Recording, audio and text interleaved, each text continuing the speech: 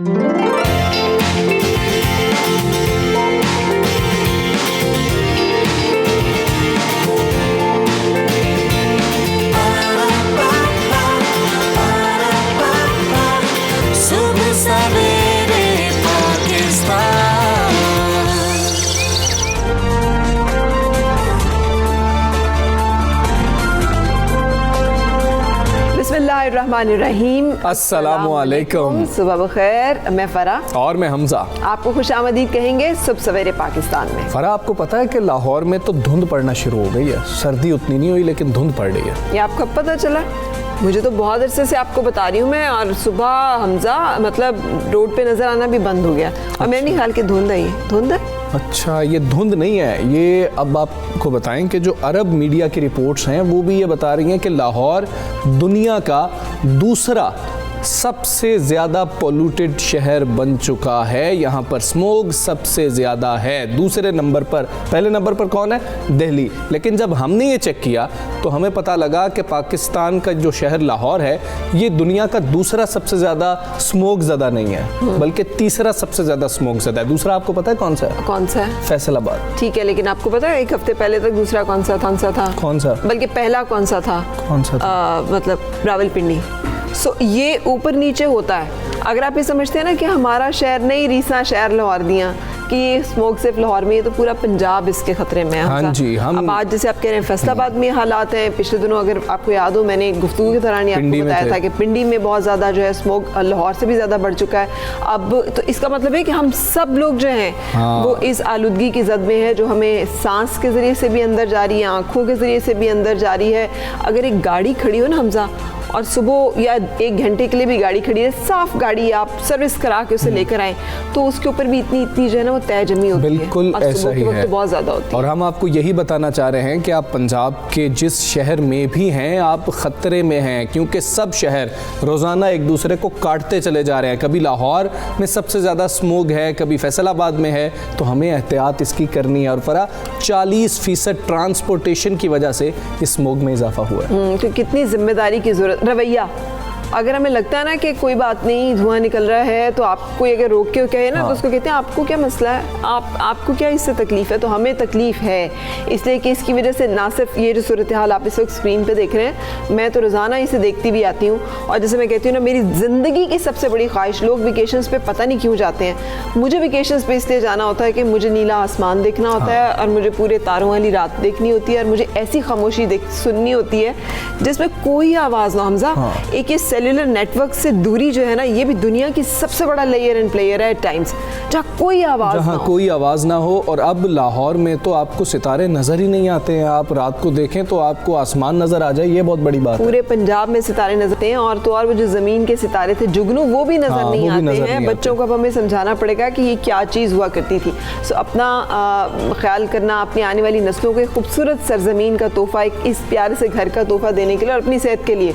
अगर गाड़ी पे इतनी लेयर जमती है तो हमारे फेफड़ों का क्या हाल होगा। और अपना ख्याल रखें। अब आप अकेले भी हैं तो आपको मास्क पहनना है। कोरोना की वजह से तो अगर आप गैदरिंग में हैं तो आपको मास्क पहनना है। अब आप बाहर निकल रहे हैं तो आप मास्क ज़रूर पहने, ताकि आप सांस की मुख्तलिफ बीमारियों में स्मोक की वजह से मुब्तला ना हो। बिल्कुल सही कहा हमजा आपने। सो अब हम अपनी टॉप स्टोरीज की तरफ चल रहे हैं। हुकूमत मुखालिफ इत्तेहाद PTM में इस्टेब्लिशमेंट के खिलाफ बयानिए पर इख्तलाफात खुल के सामने आ गए। मौलाना फजलुर रहमान का कहना है कि अपोजिशन जमातें ज़ाती मौक़िफ़ के बजाय मुश्तरका मौक़िफ़ और बयानिया इख्तियार करें ताकि इत्तेहाद का तासुर कायम रहे। गिलगित बल्तिस्तान में होने वाले इंतखाबात में ख़ातीन वोटर्स की तादाद 2015 के इलेक्शन की निस्बत मज़ीद कम हो गई, और यूँ सिनफी इम्तियाज़ की शरह में इजाफा हो रहा है।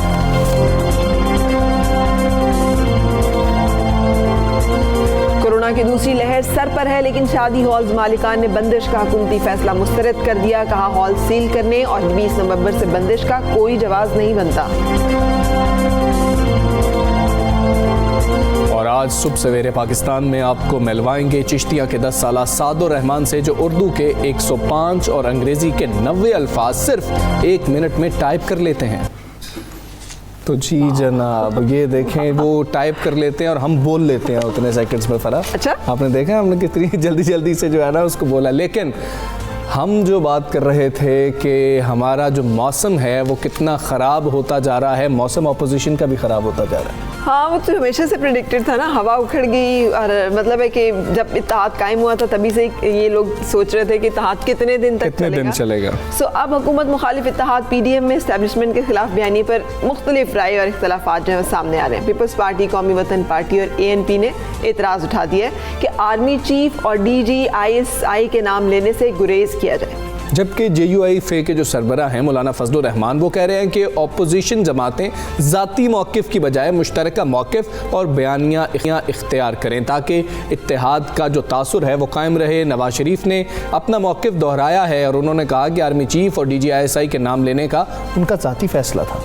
तो PDM के जनरल सेक्रेटरी साबिक वज़ीर आज़म शाहिद खाकान अब्बासी के बकौल PDM के पास नवाज शरीफ के इस्टेब्लिशमेंट बारे मौक़िफ़ और बयानिए से फरार की गुंजाइश नहीं है। वो अपनी जगह स्टक हो गए हैं, फंस गए उसके साथ। और पीपल्स पार्टी के जो रहनुमा हैं वो भी इस पर अपनी राय रखते हैं और सबसे अहम राय जो है वो शायद पीपल्स पार्टी के रहनुमाओं की ही है। इसमें साबिक वज़ीर आज़म राजा परवेज़ अशरफ ये कह रहे हैं कि APC के फैसलों के सब पाबंद हैं और अगर उनसे हटकर फैसले करना है तो फिर दोबारा से APC बुला ली जाए, एजेंडा सेट कर लिया जाए। और इसी के बारे में बात हो रही है ना, 13 और 14 की जो बात हो रही है कि कोई नया एजेंडा सेटिंग जो है वो की जाएगी। PDM इजलास में जनवरी में लॉन्ग मार्च और असेंबलियों की रुकनीत से इस्तीफों का मामला ज़ेर बहस रहा, जिस पर पीपल्स पार्टी ने इख्तिलाफ राय का इजहार करते हुए कहा कि हुकूमत और असेंबलियों को मुद्दत पूरी करने दी जाए। शुरू से ही ये बात हो रही थी कि जिस वक्त इस्तीफों की बात आएगी तो पीपल्स पार्टी इस्तीफे नहीं देना चाह रही होगी क्योंकि सिंध में गवर्नमेंट है। ANP ने तजवीज़ ये पेश की है कि वज़ीर आज़म इमरान खान के फ़ौज के खिलाफ माजी में दिए गए बयानात और तकरीरें PDM के जलसों में नशर की जाएं। PDM इजलास में 2 ऑप्शंस पर गौर किया गया है। जनवरी में लॉन्ग मार्च शुरू करके पार्लियामेंट के सामने धरना दिया जाए और इंतखाबात 2018 के नताइज को यकसर मुस्तरद करते हुए असेंबलियों से इस्तीफे दिए जाएं। धरना तो हो सकता है मगर इस्तीफों वाला मामला तो आपका क्या ख्याल है इस पे? पीपल्स पार्टी तो मुत्तफिक ही नहीं है इस बात पर। मुझे तो मार्च तक जाती हुई नजर आ रही है कि नहीं आ रही है, ये भी इस पे भी सवालात जो है ना उठ गए हैं कि मार्च तक PDM चलेगी भी कि नहीं। सो इत्तफाक के राय जो है वो तकरीबन इस बात पे बन रहा है कि 13 नवंबर को स्टीयरिंग कमेटी और 14 नवंबर को अपोजिशन रहनुमाओं की सरबराही में इजलास मुनक्किद करके मुश्तरका और मुत्तफिका फैसले किए जाए। एक बार फिर से वही मीटिंग्स होंगी, एजेंडा सेट किया जाएगा। एजेंडा तो सेट हो गया था, जलसे भी हो गए थे। खैर, सीनियर तजियाकार जनाब सलीम बुखारी साहब हाथ मौजूद हैं। सलीम बुखारी साहब अस्सलाम वालेकुम, थैंक यू फॉर ज्वाइनिंग अस। कहिएगा कि नवाज शरीफ के बयानिए पर PDM रहनुमाओं में इख्तलाफात अब तो खुलकर सामने आ गए हैं। ऐसे में आप इस इत्तेहाद का मुस्तकबिल क्या देख रहे हैं? देखिए, जहाँ तक PDM का ताल्लुक है उसमें नवाज शरीफ के बयानिए के हवाले से गुफ्तगू हुई जो कल इजलास हुआ था, उसमें मौलाना फजलुर रहमान साहब भी मौजूद थे, बाकी भी पार्टियों के सारे लीडर मौजूद थे। तो उसमें बज़ाहिर तो कोई ऐसी बात सामने नहीं आई जिससे ऐसे लगे कि ये इत्तेहाद उस बयानिए की वजह से टूट जाएगा, क्योंकि मौलाना फजलुर रहमान की तरफ से जो वजाहत दी गई वो ये कि एस्टेब्लिशमेंट का नाम भी जब लिया जाता है तो उससे मुराद भी चंद ख़ास लोग होते हैं, लिहाजा अगर किसी ने किसी का नाम ले दिया है तो इससे कोई फ़र्क नहीं पड़ता। हत्ता कि जब उनसे बार बार रिपोर्टर्स ने सवाल किया तो वो एक स्टेज पर आके इरिटेट हो गए और कहा कि इसके बाद इसके ऊपर कोई सवाल नहीं होगा। लिहाजा जो तासुर उभरा वो ये कि नाम ले देने से नवाज शरीफ के न सिर्फ ये कि इत्तेहाद पर कोई असर पड़ने वाला नहीं है, बल्कि ये कि जब बाकी लीडर भी इस्टेब्लिशमेंट का नाम लेते हैं तो उससे भी मुराद वही चंद लोग होते हैं। तो बज़ाहिर तो ये लगता है कि शायद इससे इत्तेहाद टूटने की नौबत नहीं आएगी, लेकिन बिलावल भुट्टो साहब अपनी पोजीशन पर कायम है और नवाज शरीफ का बयानिया जो है वो भी बदस्तूर कायम है।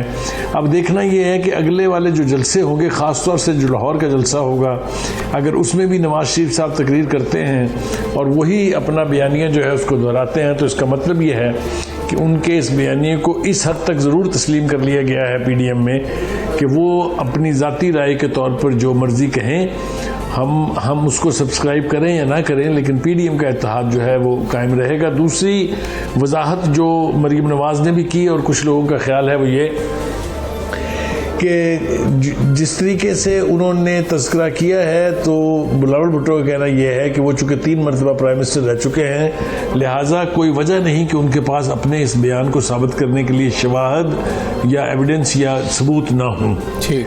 तो अभी तक तो ये पीडीएम का इत्तेहाद जो है कल तक तो कायम, आने वाले दिनों में क्या होने जा रहा है उसके बारे में कुछ कहना जो है वो कबल अज़ वक्त होगा। बिल्कुल सही, लेकिन पीपल्स पार्टी के बारे में बता दीजिए। उनके पोजीशन जो है वो बड़ी कंट्रोवर्शियल सी है, ये कह लें अंडर डिस्कशन है। वफाक और सिंध हुकूमत में कुछ बातचीत का सिलसिला भी आगाज़ हो रहा है। कल सिंध ने ये भी कहा कि जब तक वफाक अपना रवैया नहीं बदलेगा वो आगे नहीं चलेंगे, यानी इस तरह की कोई निगोसिएशन उनकी बातचीत चल रही है। पीपीपी और नून लीग बयानी में वाज़ेह इख्तलाफ है। पीडीएम में पीपल्स पार्टी के किरदार पर जो सवालिया निशान है उसके बारे में आपका क्या ख्याल है? देखिए, आप जरा थोड़ा सा पीछे चले जाइए, कराची के जलसे से बात शुरू करते हैं जहां बिलावल भुट्टो जरदारी ने बहुत ही वाज़ेह अल्फाज में ये कहा था कि वो जो कुछ मरीम नवाज़ के साथ वहाँ हुआ है उसके बाद वो किसी को मुंह दिखाने के काबिल नहीं है। इसी तरीके के जज्बात जो है मरीम नवाज़ की तरफ से भी जाहिर किए गए थे। तो मुझे नहीं लगता कि ये बुनियाद बनेगा इस पीडीएम के इत्तेहाद के ख़त्म होने का, और पीपल्स पार्टी जो है कोई ऐसा स्टांस लेगी कि वो या तो पीडीएम से निकल जाए या पीडीएम में उनकी रिजर्वेशन जो है वो किसी किस्म की डिवीज़न का बायस बने। अभी ये वाज़ेह नहीं है बिल्कुल सूरत हाल के बिलावल इसके बाद यानी मज़ीद रद्द-ए-अमल उनकी तरफ से क्या आता है, क्योंकि मौलाना फजल रहमान ने जब गुफ्तगू की कल तो उस इजलास में भी पीपल्स पार्टी की आला क़यादत बैठी हुई थी, राजा परवेज़ अशरफ भी देखे जा सकते थे। तो उस वजाहत के बाद मेरे ख्याल से इसके बारे में अब सवाए इसके कि कोई कैटेगोरिक स्टेटमेंट आ जाए पीपल्स पार्टी की टॉप लीडरशिप की तरफ से, उस वक्त तक तो मेरे ख्याल से इस इत्तेहाद को अभी कोई खतरा लाहक नहीं। जी ठीक है बुखारी साहब, गिलगित बल्तिस्तान का इंतखाबी दंगल सजने के लिए सिर्फ 6 दिन बाकी हैं और अभी तक सियासी जमातों की तरफ से कोई बाकायदा मंशूर सामने नहीं आया। इस रुझान को आप किस तरह देख रहे हैं? देखिए, इलेक्शन कैंपेन में इसी तरह के नारे लगाए जाते हैं हर तरफ से, तमाम पार्टियां ही बड़े बड़े दावे कर रही हैं। अमीन गंडापुर तो ये कहते हैं कि आप अगर 4000 वोट देंगे हमें तो हम आपको 400 अरब रुपए देंगे। और उसी तरह से बिलावल भुट्टो जरदारी साहब भी कह रहे हैं कि जी ये हमारा तो इनहेरिटेड राइट है, क्योंकि मेरे नाना ने इसकी बुनियाद रखी थी गिलगित बल्तिस्तान में सियासत की, और फिर उसके बाद उनकी वालदा के दौर में भी बहुत काम हुआ इन इलाकों के लिए। तो दावे तो किए जा रहे हैं। इसी तरह मरीम नवाज साहब भी दावेदार हैं कि उनके वालिद ने बहुत से फंड एलोकेट किए, भाषा डैम शुरू किया वगैरह वगैरह। तो इलेक्शन कैंपेन में इस किस्म के कंट्रास्ट दावे तो किए जाते हैं, लेकिन देखना यह है कि अब चूंकि इमरान खान साहब ऐलान कर चुके हैं कि वो सूबे का दर्जा दे देंगे, ये वही इमरान खान साहब है जिन्होंने 90 दिन में जनूबी सूबा बनाना था। अब देखते हैं कि इस जिन ने जो ऐलान किए हैं उन्हें इन दावों और इन नारों के ऊपर किस हद तक अमल करेंगे अगर वो गिलगित बल्तिस्तान की हुकूमत बनाने में कामयाब हो गए तो। बिल्कुल सही। अच्छा, कुछ रवैये की भी बात कर लें, कुछ अंदाज की, अखलाकियात की भी बात कर लें। एक तरफ मरीम नवाज़ के चेहरे पे बात की जा रही है, नहीं अली अमीन साहब ने जो बात की वो तो बिल्कुल ही खिलाफ तवक्को थी ना, और दूसरी तरफ खुद मरीम ये कहती दिखाई देती है कि ये बीमारी मास्क पहनने से नहीं जाएगी, उठाकर बाहर फेंकने से जाएगी। नानी, ट्रैक्टर, ट्रॉली, इस तरह के अल्फाज जो हैं वो बड़े तवातर के साथ इस्तेमाल किए जा रहे हैं अब ना सिर्फ सियासत में बल्कि सियासी जलसों में। ये अल्फाज और इस्तारे जो हैं ये ज़ेब देते हैं अवामी नुमाइंदों को, और ये सियासत में किस सोच और किस रवैये का मज़हर है? देखिए, अवामी नुमाइंदों को तो पता नहीं जेब देते हैं नहीं देते हैं, लेकिन अगर आप हुकूमत की तरफ से इस्तेमाल की जाने वाली ज़बान पर थोड़ा सा गौर कर लें तो आपको पता चलेगा कि वो भी कोई बहुत आसान ज़बान इस्तेमाल नहीं हो रही है। जो कुछ अली अमीन गंडापुर ने वहाँ पर गिलगित बल्तिस्तान में अपनी मौजूदगी के दौरान जो ज़बान इस्तेमाल की है उसे अगर आप आसान ज़बान करार दे सकते हैं तो ये आपका बड़ा ज़र्फ है, लेकिन ज़बान घटिया इस्तेमाल करने का रिकॉर्ड जो हुकूमत ने कायम किया है मेरे ख्याल से अभी तक अपोजिशन उसको तोड़ नहीं पाई है। जो कुछ भी अपोजिशन की तरफ से कहा गया है मैं यकीन से कह सकता हूँ कि रद्द अमल के तौर पर जब वो चोर, डाकू, चोर की बेटी, चोर का बेटा, इस तरह की इस्तिलाहात इस्तेमाल करते हैं तो फिर दूसरी तरफ से भी उसका जवाब आता है। लेकिन अभी भी आप अगर कंपैरेटिव टर्म्स में मुझसे पूछेंगे तो मेरे ख्याल से जो हुकूमत के स्पोक्समैन हैं, जो उनके वजीर हैं, चाहे वो मुराद सईद हैं, चाहे वो अली अमीन गंडापुर हैं, बहुत सारे नाम और लिए जा सकते हैं, चाहे वो उनके तर्जुमान हैं जिनमें शहजाद अकबर साहब मौजूद हैं, जिनमें शहबाज गिल साहब हैं, चौहान साहब की मिसाल देना तो मेरे ख्याल से बेकार है इस वक्त। लेकिन जो ज़बान हुकूमती हलकों की तरफ से इस्तेमाल की जाती है वो भी कोई आसान ज़बान नहीं है, और ये बात अपनी जगह दुरुस्त है कि इस किस्म की घटिया ज़बान इस्तेमाल करने का रवाज अगर सियासत में पड़ा तो उसके दूर रस बहुत नुकसान होंगे। जी ठीक है सलीम बुखारी साहब, बहुत शुक्रिया आपका। सुबह पाकिस्तान से बात कर रहे थे। फरा इलेक्शन तो है, ये सारे मामलात तो हैं, लेकिन इसके साथ एक और बहुत अहम चीज़ है जिस पे हम नज़र ही नहीं डालते। मैं डालती हूँ। I am always vigilant about it के हमजा, इसलिए कि मेरा ख्याल है कि बहुत इंपॉर्टेंट है और पार्टिसिपेशन को इंश्योर करना है हर जगह पे, भले वो इलेक्शंस हो, भले वो जिंदगी। ये हमें ना सोशल मीडिया पे भी ऐसी चीज़ें नज़र नहीं आती क्योंकि लोगों का इंटरेस्ट ही नहीं है, लेकिन क्योंकि फ़रा की इस पे नज़र है तो हम ये चीज़ आपके साथ शेयर करना चाह रहे हैं। गिलगित बल्तिस्तान में होने वाले इंतखाबात में ख़वातीन वोटर्स की तादाद 2015 के इलेक्शन के निस्बत मज़ीद कम हो गई है। उससे पता ये चलता है कि जो सिनफी इम्तियाज़ की शरह है उसमें इजाफा हो रहा है।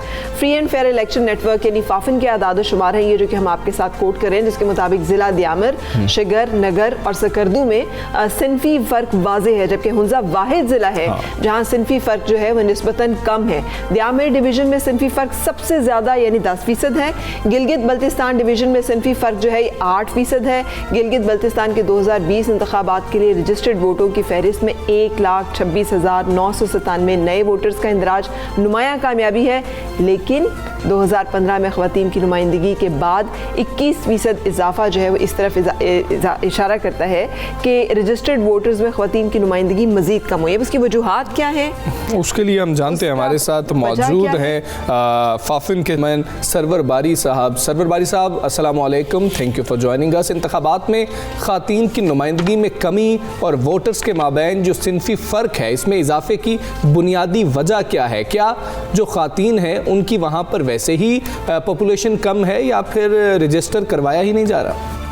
जो आपका सवाल है वो बहुत अहम है कि पाकिस्तान में हम देखते हैं और गिलगित बल्तिस्तान कोई इसमें कोई वो नहीं है कि वहाँ पर नहीं है। अभी पाकिस्तान की जो इलेक्टोरल रोल है उसमें भी कोई 10% का फ़र्क है मर्दों और औरतों की जो इंतखाबी फहरिस्तों पे नाम है।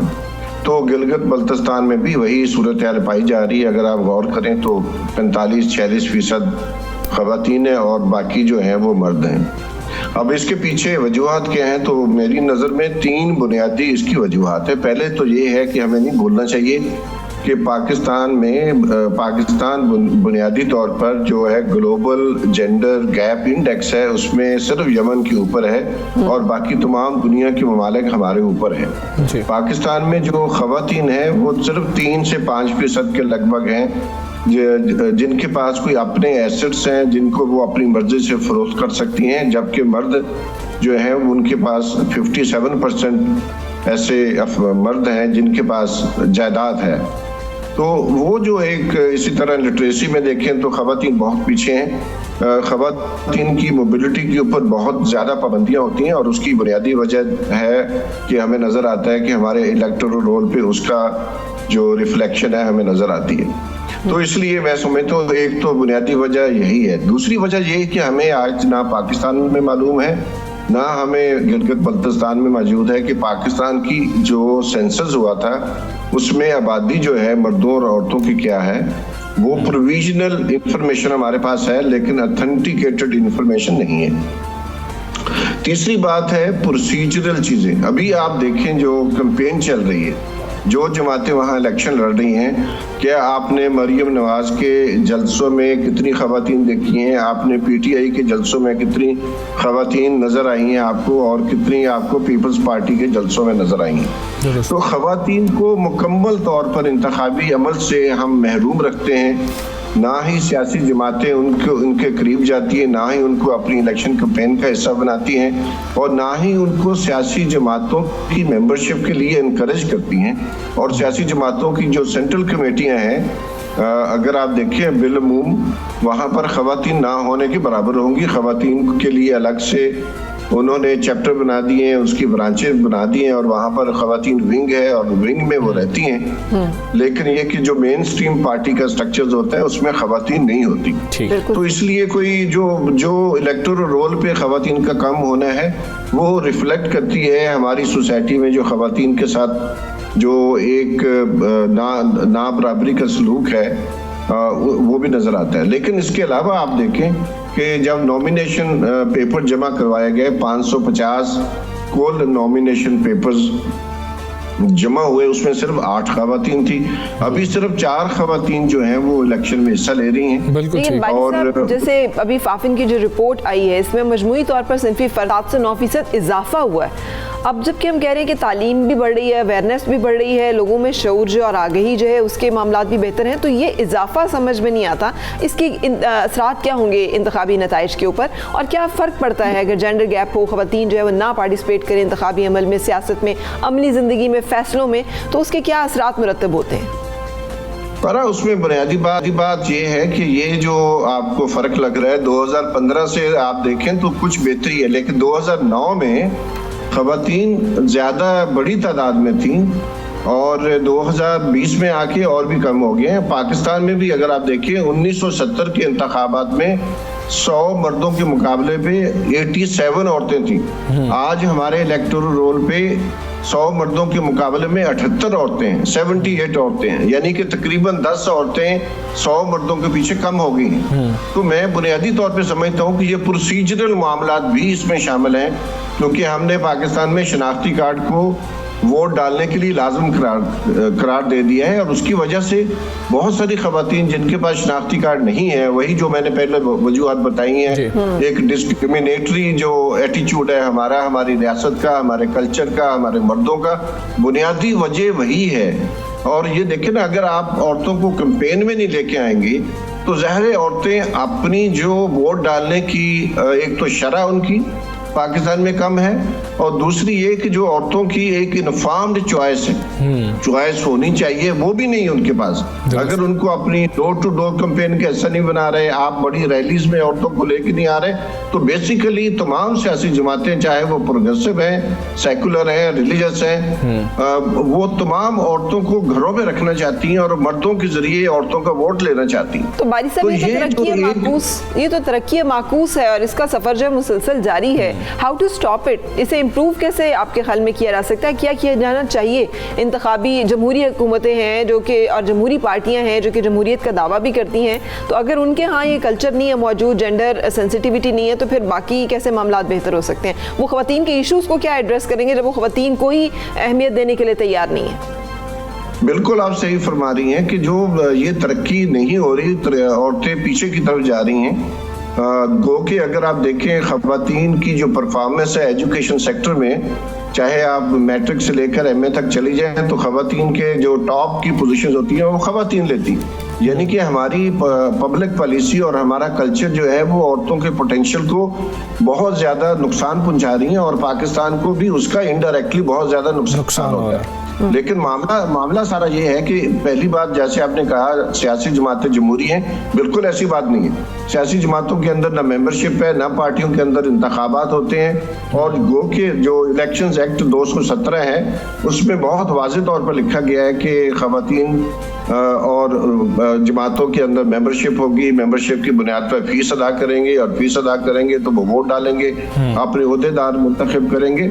अगर वहाँ पर हमारे यहाँ नज़र नहीं आता तो बुनियादी मामला फरा यही है कि खवातीन को, जो आप जैसी खवातीन हैं जिनके पास ये प्लेटफॉर्म मौजूद है, ये एक हमें मूवमेंट बनानी पड़ेगी, जैसे सफरज मूवमेंट यूके में बनी, यूरोप में बनी, अमेरिका में बनी। औरतों ने जो अपने हकूक के लिए जद्दोजहद की, हमारी औरत को तो घर बैठे वोट का हक मिल गया, लेकिन ये जो वोट का हक है उसके लिए यूरोप की औरत ने बहुत बड़ी कुर्बानियां दी हैं, इसलिए उसको वो वैल्यू भी करती हैं। बिल्कुल ठीक है। सरवर साबिक चेयरमैन फाफिन हमारे साथ मौजूद थे, आपका बहुत शुक्रिया।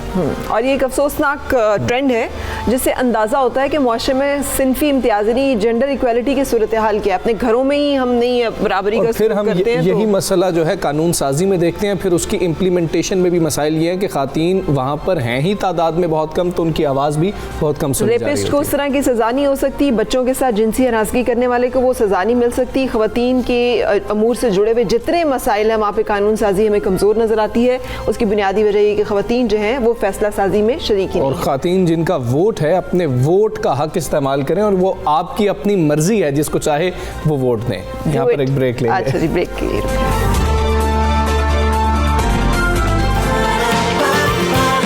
सुबह सवेरे पाकिस्तान, सुबह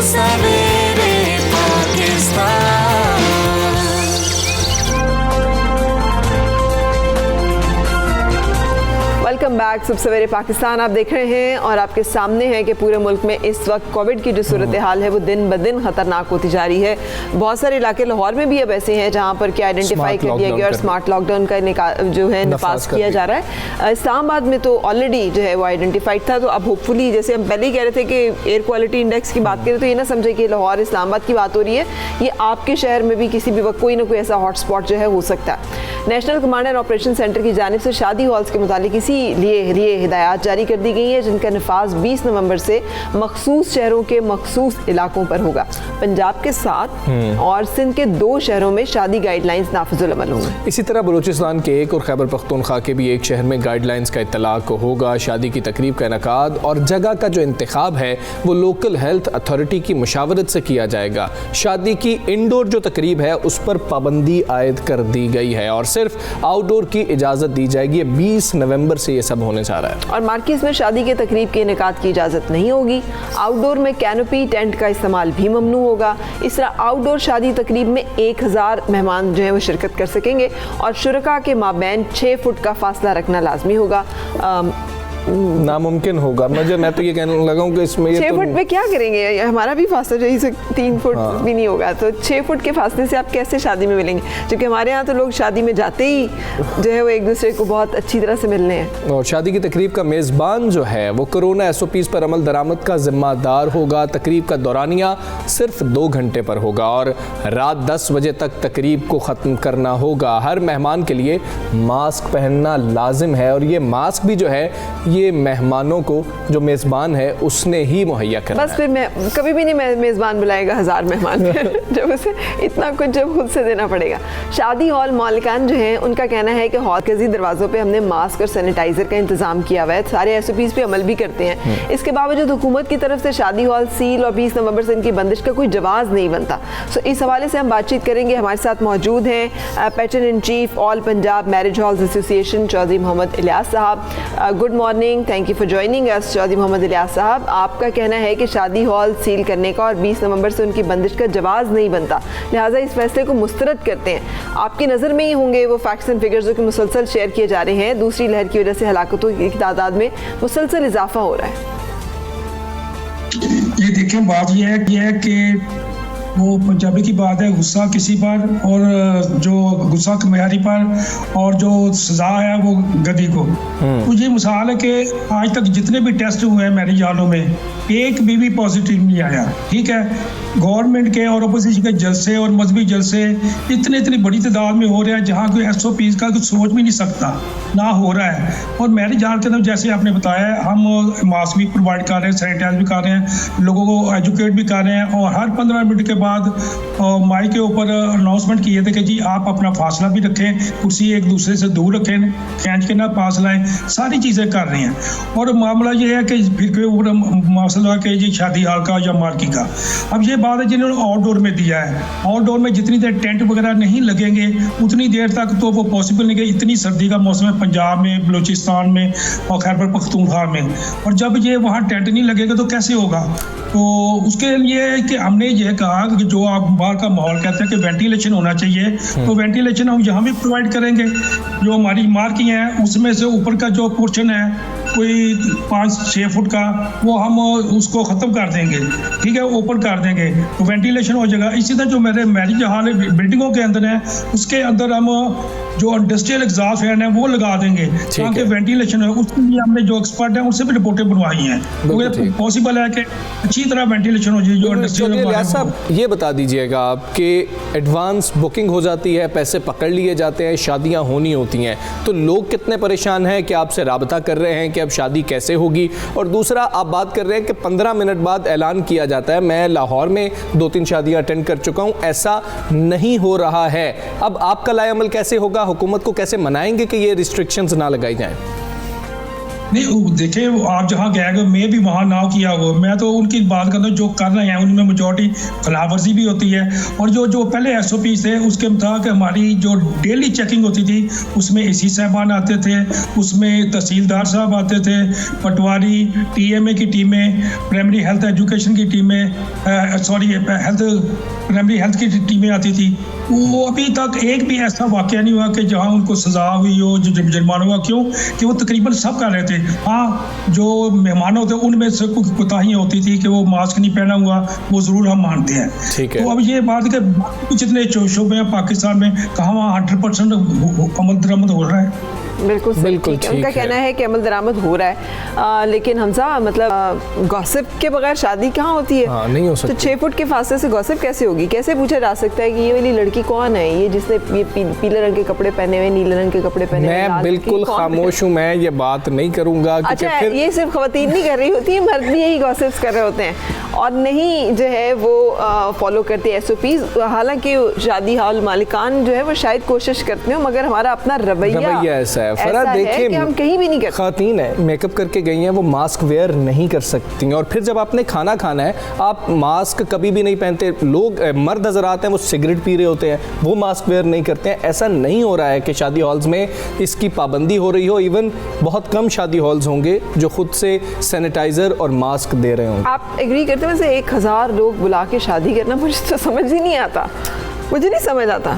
मुझे वो अर्तुगरुल गाजी में वो सीन बड़ा अच्छा लगता है जिसमें एक ही कमरे के अंदर कोई 4-5 लोग मौजूद होते हैं, जिसमें 4 इंपॉर्टेंट वही होते हैं जो गवाह होते हैं और शादी हो जाती है। हाँ, मुझे 1000 ऐसे हालात में 500 लोगों की शादी नहीं समझ ऐसे हालात में शादी की जा सकती है और फिर उसको अगर आप महदूद कर लें तो ये जो तमाम मसाइल हैं उनसे भी हम छुटकारा हासिल कर सकते हैं।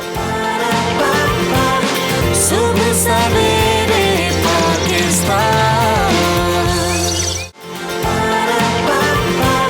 सुबह सवेरे पाकिस्तान।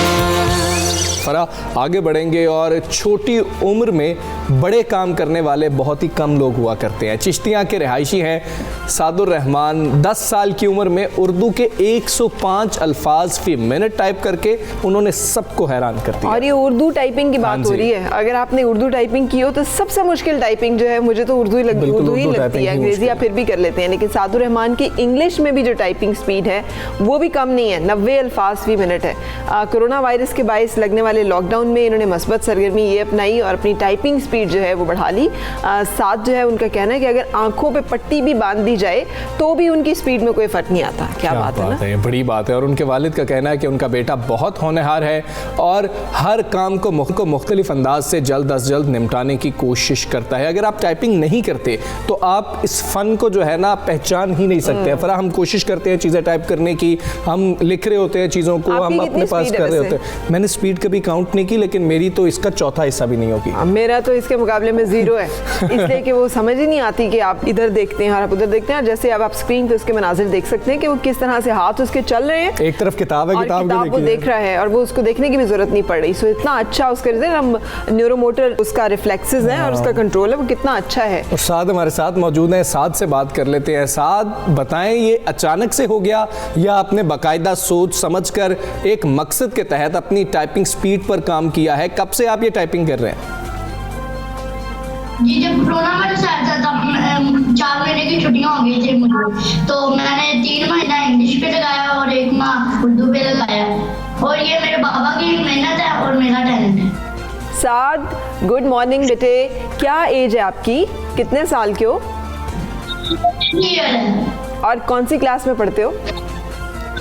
ग्रेड 5। अच्छा, 5वीं में। तो आपने कहा नहीं छुट्टी, अब तो मैंने कोई काम नहीं करना, सारा दिन सोना है, रात को उठना है, कार्टून देखने हैं, फिल्में देखनी है और मैंने बाहर से बर्गर मंगवा के खाने हैं। तो ये कैसे हो गया कि आप छुट्टियों में भी टाइपिंग पे लगे रहे? नहीं, मैंने ये खेलों में और ये चीजों से ध्यान नहीं दिया, कार्टून वगैरह में मैंने सिर्फ अपनी टाइम में ध्यान दिया। बिल्कुल ठीक है। साथ ये बताओ कि आप आंखों पर पट्टी बांधकर भी इसी स्पीड से टाइपिंग कर लेते हो? गलतियां होती हैं उसमें? जी, कर लेता हूँ। मिस्टेक्स होती हैं क्योंकि वो काम आते हैं 2-3 होती हैं, ज्यादा नहीं होती। अच्छा, तो सोचा क्या है भाई? अब इतनी स्पीड से आपने टाइपिंग कर ली, अब इतनी स्पीड से जिंदगी में भी आगे जाना है, क्या बनना है बड़े होकर? मैं बड़ा माइक्रोसॉफ्ट इंजीनियर बनना चाहता हूँ, अपनी कॉम और नाम रोशन करना चाहता हूँ, बड़े अधिकार बनाना चाहता हूँ। Very good. साथ अभी मुझे और हमजा को तो कोई जल्दी से टिप दो, हमें तो बिल्कुल टाइपिंग नहीं आती, थोड़ी सी आ जाए, कैसे कर लें टाइपिंग? मैं हाजिर हूँ आपके पास।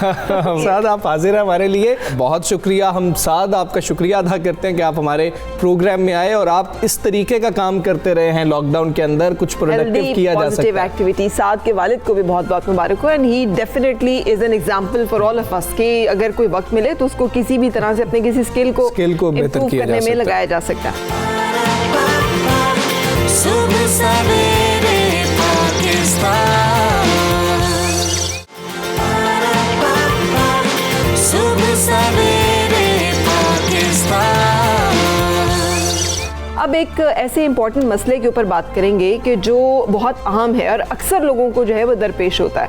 सोते में खराटे लेना बड़ी मामूल की बात लगती है और मतलब है, लेकिन आपको पता है कि खराटे इंसान क्यों लेता है? खराटे लेने वो किस चीज़ का मज़हर है? ये एक ऐसी बीमारी है जिसकी हम बात करें, हमजा मैं तो डर गया हुआ हूँ जब से फरा ने मेरे से ये बात की है ना, मैं तो डर गया हूँ कि कहीं सोए सांस जो है वो रुक जाती है। मैं तो परेशान हो गया हूँ ये बात सुनकर। स्लीप एपनिया का मतलब ये है कि आप सिर्फ खराटे नहीं ले रहे होते, बल्कि आपका सांस रुकता है उस दौरान, और उसकी वजह से खुदा न खास्ता हार्ट फेलियर तक हो सकता है। ये क्या होता है, कैसे होता है और इससे बचाव कैसे किया जा सकता है, इससे हम बातचीत करेंगे। और हमारे साथ माहिर मौजूद हैं, आगे ही स्लीप एपनिया स्पेशलिस्ट मोइनुद्दीन साहब। बहुत शुक्रिया मोइनुद्दीन साहब हमें ज्वाइन करने के लिए। शुक्रिया आपका भी बुलाने का यहाँ पे और इस अहम मौजू पे बात करने के लिए। हमने टूटे फूटे अल्फाज में स्लीप एपनिया की वजाहत तो की है, लेकिन आप बताइएगा कि ये क्या है और ये क्यों होता है?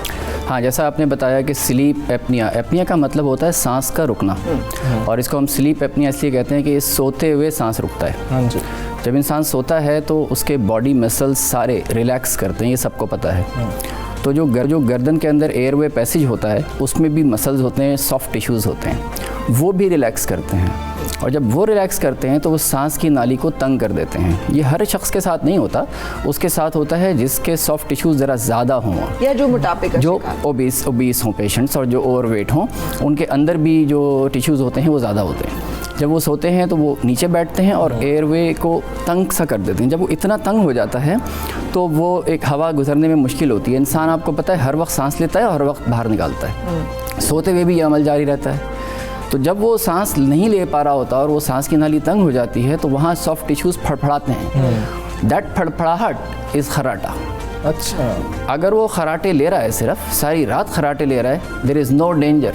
नहीं, बीच में रुकते भी हैं जी। अब बात यह है कि उनका क्या होता है, वो जो सांस की नाली मैंने कहा तंग होती है, वो फिर बंद भी हो जाती है, मुकम्मल तौर पे बंद हो जाती है। अब क्या हो रहा है, अब यूँ समझ लें जैसे किसी ने सांस किसी का गला दबा के रोक दिया हो, इस वक्त ऐसी सिचुएशन में बंदा हो जाता है। फिर हमारे अल्लाह ताला का एक अल्लाह की शान है कि ब्रेन सिग्नल देता है, जैसे सुई चुभती है तो हम हाथ पीछे हटा लेते हैं। सोते हुए भी दिमाग काम कर रहा होता है, और जैसे ही सांस रुकता है दिमाग एक सिग्नल देता है इंसान को, और इंसान हल्का सा जागता है सांस रुकने की वजह से, ऐसे करके। उसको नहीं पता लगता, बाज़ लोगों को पता लग जाता है। ये वेरिएंट्स हैं इसमें।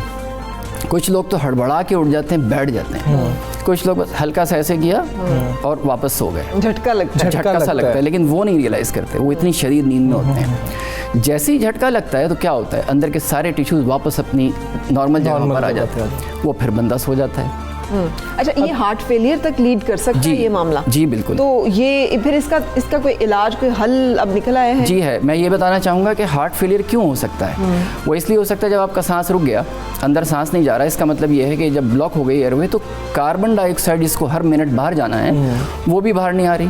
ठीक है। और जब कार्बन डाइऑक्साइड जिस्म में रह जाएगी तो सबको पता है क्या होता है, इट किल्स यू। तो वो आहिस्ता आहिस्ता वो कार्डियोवैस्कुलर डिजीज़ पैदा करेगा, डायबिटीज़ पैदा करेगा, फालिज भी हो सकता है अगर ज़्यादा देर तक सांस रुक गया और सिग्नल ने थोड़ा लेट कर दिया। हमारे मुशाहिदे में आया है कि लोग 2 से 3 मिनट के दरमियान का हिस्सा होता है कभी कभार तो कि सांस रुकने का जो पीरियड होता है ब्रेन के सिग्नल का, कभी कभी 1 मिनट में भी जाता है, कभी 30 सेकंड में। इसका एक टेस्ट होता है, तो उससे पता लगता है। तो ये लोगों को खराटे, इतने लोग खराटे लेते हैं और वो कहते हैं मैं तो 10 साल से ले रहा हूँ। बिल्कुल। और मोरूसी ले रहे हैं, हमारे तो अब्बा जान भी लेते थे, हमारी तो खानदान में सभी लेते हैं। लेकिन मोइनुद्दीन साहब, ये डरने की कितनी बात है इसमें? मैं तो काफ़ी खौफजदा हो रहा हूँ ये बात सुन के कि ये क्या है, इसका फिर इलाज कैसे करना है? अगर कोई शख्स खराटे ले रहा है तो उसको क्या करना चाहिए कि उसको पता लगे कि मुझे ये प्रॉब्लम है, ये ठीक हो सकती है? इलाज इसका एक मशीन होती है जिसको हम कहते हैं CPAP machine, continuous positive airway pressure.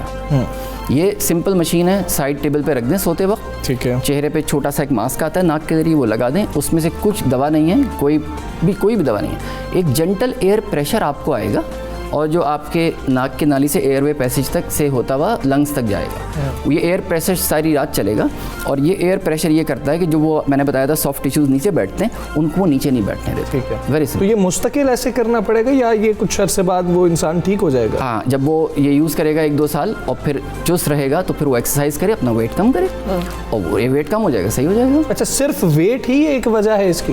नहीं, वजह और भी हैं, लेकिन वो ज़्यादातर ये है। जैसे नाक की हड्डी का टेढ़ा होना, वो भी एक वजह है। किसी का ज़बान का साइज़ बड़ा होता है, जब वो सोता है तो वो पीछे गिर जाती है, ये भी एक वजह है। नेक की कुछ मखसूस एक्सरसाइजेज भी हैं जो कि ज़रूर करनी चाहिए। और आप तो शायद वो कहें नमाज हमारी जो है ना is a combination of many such movements जो कि हमें अगर हम प्रॉपरली की जाए तो हमें नेक की एक्सरसाइज भी उसमें बड़ी अच्छी मिल जाती है। बिल्कुल, आप करवट से सोएं। मेरा मशवरा ये होगा लोगों को जिनको नॉर्मल खराटे आते हैं और जिन 2 दिन में चुस्त हैं, वो करवट लेके सोएं तो खराटे बंद हो जाते हैं। बिल्कुल, जब ऐसे सीधे लेटते हैं तो वो नीचे गिरते हैं। बिल्कुल, लोगों का मजाक ना उड़ाएं। अगर कोई शख्स खराटे ले रहा है, ये संजीदा मामला है और लोग जो बैठे बैठे सो जाते हैं उनका भी मजाक ना उड़ाएं। मोइनुद्दीन साहब हमारे साथ मौजूद है। सर, आपका बहुत शुक्रिया, बहुत इंपॉर्टेंट इन्फॉर्मेशन थी जो आपने हमारे साथ। एक डॉक्टर्स के लिए छोटा सा मैसेज है कि डॉक्टर्स के पास जब कोई मरीज जाए और अगर वो ओबीस हो तो डॉक्टर से मेरी रिक्वेस्ट है कि वो उनसे ये ज़रूर, क्योंकि वो शर्माते हैं, लोग बताते हैं कि मुझे खराटे आते हैं, वो तो अपने पेट दर्द के लिए जाते हैं या नज़ले ज़ुकाम के लिए जाते हैं, तो डॉक्टर्स उनसे पूछ लें कि खराटे तो नहीं लेते दिन में? नहीं, बिल्कुल, डॉक्टर्स के लिए भी है और ये हमारे अपने लिए भी है। And it can lead to heart failure. मतलब ये छोटी सी बात मामूली सी नहीं है नज़रअंदाज करने के लिए, बहुत सारे और अमराज, लेकिन हार्ट फेलियर तो चले बंदा सर्वाइव भी नहीं कर सकता। अपना बहुत ज़्यादा ख्याल रखें, अपने साथ वालों का भी ख्याल रखें। हमें एक ब्रेक की तरफ जाना है।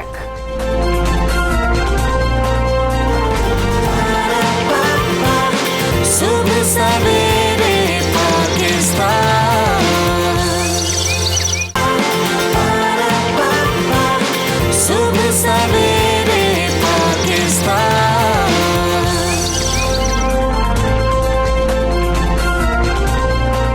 वेलकम बैक, सुबह सवेरे पाकिस्तान आप देख रहे हैं और अब टॉप स्टोरीज।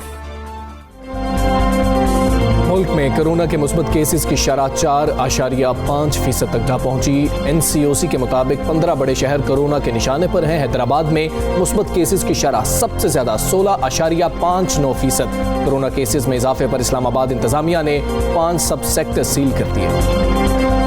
अमरीकी अवाम ने ट्रंप का हाथ क्या झटका। मेलानिया ट्रंप ने भी ट्रंप का हाथ छोड़ने की तैयारी कर ली। बरतानवी मीडिया के दावे के मुताबिक मेलानिया ने ट्रंप से तलाक लेने के लिए सलाह मशवरे शुरू कर दिए।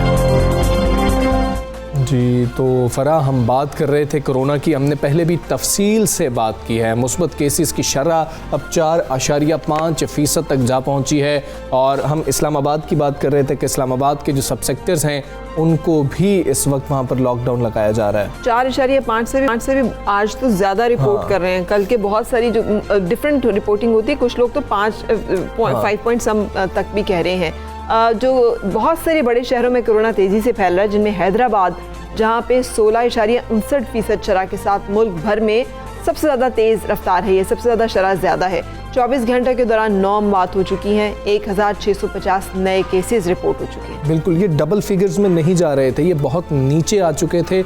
हमारी कोताही है, फिर दूसरी लहर भी है जिसकी वजह से ये केसेस बढ़ते जा रहे हैं। पीपल्स पार्टी पंजाब के सदर हैं कमर जमान कायरा और नून लीग के कैप्टन रिटायर्ड सफदर का भी कोरोना टेस्ट मुस्बत आ गया। मरीम नवाज ने भी करवाया था, वो खैर नेगेटिव ही आया। और वायरस फैलने के खदशे के पेश नज़र वफाकी दारुल हुकूमत के 5 सब सेक्टर सील कर दिए गए। सील किए गए सेक्टर्स को घेरे में लेकर पुलिस की भारी नफरी तैनात कर दी गई है। इस्लामाबाद में कोरोना के मरीजों की तादाद 21,861 हो गई है और गुज़िश्ता 24 घंटों में कोरोना से 3 मौत वाक़ई हो चुकी हैं। और रावलपिंडी में कोरोना वबा की दूसरी लहर में गुज़श्ता 24 घंटों की बात की जाए तो मज़ीद 73 नए केस सामने आए। फ़र्क कितना बड़ा फ़र्क है कि इस्लामाबाद में ज़्यादा केसेस आ रहे हैं, रावलपिंडी में कम आ रहे हैं। ये हम समझ सकते हैं कि टेस्टिंग ज़्यादा हो रही है इस्लामाबाद में, ये तो समझ आ रही है कि क्योंकि इस्लामाबाद में उतना रश नहीं होता। अगर हम पिंडी चले जाएँ तो पिंडी में तो लोग एक दूसरे को लग रहे होते हैं अगर बाज़ारों में चले जाएँ। ये तो बात बहुत क्लियर है कि वहाँ पर लोग कंसर्न ज़्यादा है। बिल्कुल सही, लेकिन इस हवाले से हम बातचीत करेंगे। हमारे साथ मौजूद हैं डिप्टी कमिश्नर बाद हमजा शफकात। अस्सलाम वालेकुम, थैंक यू फॉर जॉइनिंग अस। हमें बताइएगा कि इत्तलात हैं कि वफाकी दारुल हुकूमत के 5 सेक्टर्स सील कर दिए गए। ये कौन कौन से सेक्टर्स हैं, मजमूई तौर पर कितने केसेस यहाँ पर रिकॉर्ड हुए? हाँ, बिस्मिल्लाहिर्रहमानिर्रहीम। बेसिकली हमारी जो माइक्रो स्मार्ट लॉकडाउन की पॉलिसी थी उसके तहत पहले हम छोटे छोटे स्कूल्स को बंद कर रहे थे, स्ट्रीट्स को बंद कर रहे थे। अब क्योंकि कोरोना थोड़ा बढ़ता जा रहा है तो हम इसको एक्सपैंड कर रहे हैं। अब हम एक्सपैंड करके हम जो सब सेक्टर्स हैं उनको हमने सील करना शुरू किया है। इस टाइम इस्लामाबाद के अंदर हमने सेक्टर I8 के अंदर I8-3 को हम सील कर चुके हुए हैं, G6-2 को सील कर चुके हुए हैं। इसी तरह G9 G10 में भी सेक्टर्स हैं जिनको हम सील कर चुके हुए हैं, G9-1 को हम सील कर चुके हुए हैं। और हर सेक्टर में, हर सब सेक्टर में मिनिमम 40 केसेस हैं और मैक्सिमम जो है 150-150 केसेस भी यहाँ पर चले गए हुए हैं। हमने गलियाँ भी आइडेंटिफाई की हुई हैं, लेकिन क्योंकि इन एरियाज़ के अंदर बहुत ज़्यादा टू एंड फ्रू मूवमेंट थी, लोग मसाजिद में एक दूसरे से मिल रहे थे, घरों में फंक्शंस कर रहे थे, सेम शॉप्स पे जा रहे थे, स्टोर्स में जा रहे थे और मज़ीद फैला रहे थे, तो मिनिस्टर ऑफ हेल्थ की रिकमेंडेशंस के ऊपर हमने फ़िलहाल इनको सील कर दिया है। तो 10 से 12 दिन तक सील रहेंगे, तब तक हम अपनी जो ट्रैकिंग, ट्रेसिंग एंड क्वारंटीनिंग है वो करते रहेंगे और जो घर क्लियर होते रहेंगे उनको फिर हम ओपन करेंगे। डीसी साहब, जो सेक्टर सील कर दिए गए हैं वहाँ कौन से कारोबार बंद हैं और कौन सी दुकानों को खुलने की इजाज़त दी गई है, और अगर खुल रही हैं तो टाइमिंग्स क्या हैं? इस टाइम जो सब सेक्टर्स हमने बंद किए हुए हैं उसके अंदर हर किस्म की चीज़ बंद हो चुकी है, सवाए उनके जो एसेंशियल सर्विसेज हैं, एसेंशियल शॉप्स हैं।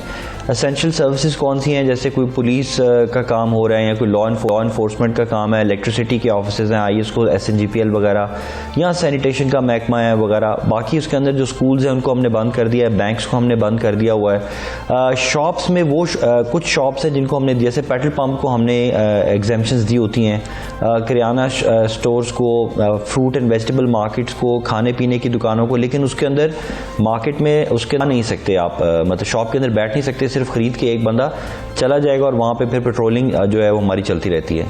ठीक है हमजा शफकात साहब, इनमें से कुछ सेक्टर्स में तो तालीमी इदारे भी हैं, खासतौर पे सरकारी स्कूल तो मौजूद ही हैं, क्या वो भी बंद किए गए हैं और तालीमी इदारे आगे चल के बंद करने का इरादा है? और जैसे स्कूल्स वगैरह में कैसे SOPs को मॉनिटर किया जा रहा है?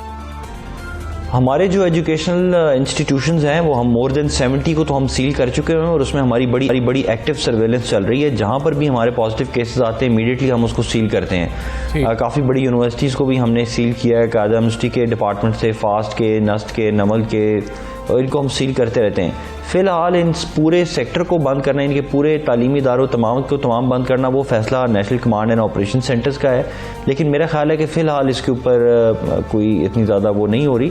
लेकिन ये है कि अगर अर्ली विंटर वेकेशंस की रिकमेंडेशंस हमने भी दी हुई और ये मैटर भी कंसिडर किया जा रहा है कि विंटर वेकेशंस को देखा जाए कि जी उनको हम पहले कर दें, विंटर वेकेशंस दे दें, ताकि ये जो दूसरी लहर आई है ये गुजर जाए और उसके बाद स्कूल दोबारा। ठीक है, मसाजिद के हवाले से बता दीजिएगा, क्या नमाज जुमा के लिए गुज़श्ता लॉकडाउन वाले SOPs पर अमल होगा या फ़िलहाल इसकी ज़रूरत महसूस नहीं की जा रही? जो हमारे एरिया सील्ड हैं उसके अंदर तो हमने मसाजिद को भी सील कर दिया हुआ है। वहाँ पर सिर्फ सिंबॉलिकली सिर्फ मस्जिद का अपना अमला जो है वो नमाज वगैरह पढ़ रहा है, बाकी लोगों को तो इजाज़त नहीं है कि वो अपने घरों में पढ़ें। बाकी SOPs की हद तक तो हम करते रहते हैं। आज भी हमने तकरीबन 200 के करीब मॉस्क्स हैं जिनको हमने इंस्पेक्ट भी किया, बल्कि I8 के अंदर एक मॉस्क थी जिसका बहुत ज़्यादा शिकायत आ रही थी, तो वहाँ पर जाके हमने उनको वार्निंग भी इशू की है।